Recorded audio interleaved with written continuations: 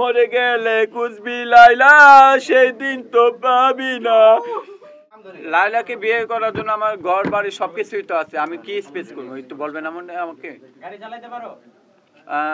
হ্যাঁ পারি, মানে এগুলো তো প্রশ্ন তো উঠে না। আমার ভালোবাসার মধ্যে গাড়ি আছে না, হ্যাঁ লাইলার গাড়ি আছে ঠিক আছে, ড্রাইভার ছেলে কিন্তু লাইলা ঘুরে না কোনো। এতদিন ভাবছি কবে লাইলা দেখা পাই, ছিল চান 0% বেকার জীবনটাই।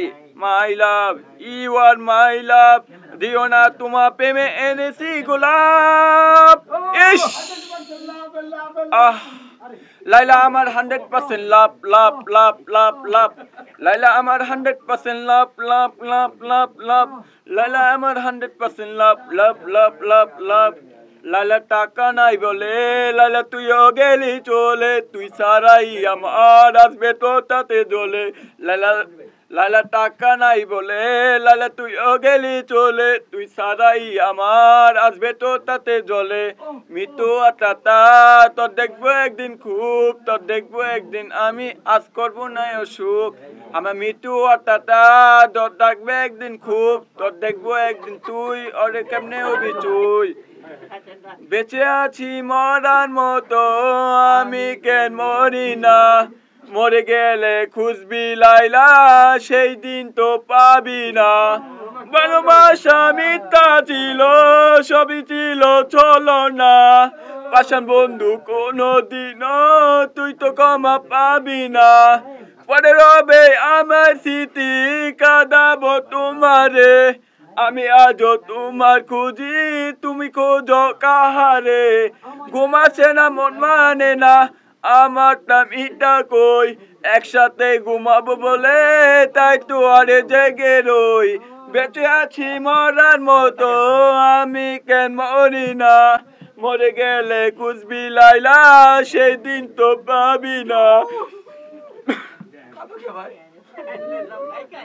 যেটাই বলবো সে এরকম কিছু করেছে যে তাকে গান না গাওয়ায় আর আমি পারিনি। তারপরে এই গানটা তাকে গাওয়ানো, আমি চেষ্টা করেছি তাকে যতটা শিখিয়ে, এবং এখন যেটা সে লাইভ গাইলো, সে তো প্রথম লাইভে অতটা ভালো গাইলো না, কিন্তু যতটা শিখিয়ে রেকর্ডিংয়ে যতটা ভালো করা যায় আমি ফাইনাল আউটপুটটা ততটা ভালো করার চেষ্টা করেছি। এবং আপনারা জানেন যে তার মতো এরকম অন্ধ বিশ্বাস এবং অন্ধ প্রেমী কাউকে নিয়ে গান লিখলে তাদের ভিতরে এমন একটা আবেগ কাজ করে যে সে তার খুব কনফিডেন্স থাকে যে সে গান গাইতে পারবে, খুব ভালো গান গাইতে পারবে। কিন্তু আমরা যখন গান গাওয়াতে যাই আমাদের কষ্ট হয় কি, যেহেতু তারা গান শিখেনি তাদের তালে সুরে অনেক প্রবলেম থাকে। তারপরেও আমি কোনোদিন ছেড়ে যাব না লাইলাকে, তারপরেও জীবনও না। যতটা চেষ্টা করেছি গানটা তৈরি করার, গানটা রিলিজ হবে খুব শীঘ্রই। গানটা আজকে একটু বাজিয়েও শোনাবো, আপনারা শুনবেন।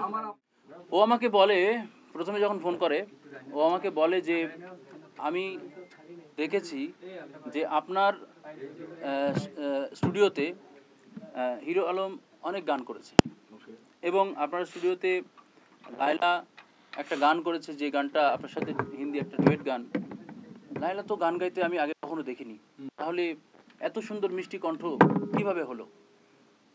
এখন সে বলল যে সেটা দেখেই আমি আপনার এখানে যোগাযোগ করছি যে আমিও একটি গান গাইবো, এবং সেটা লায়লাকে নিয়ে। আমি লায়লাকে ভালোবাসতাম অনেক আগে থেকে, তাকে নিয়ে আমি একটা গান লিখেছি, যদিও গানটা অন্য একটা গানের সাথে মিলে যায়। ভক্ত হিসেবে গানটা লিখেছে, আমি বাদবাকি ঠিক করে দিয়েছি।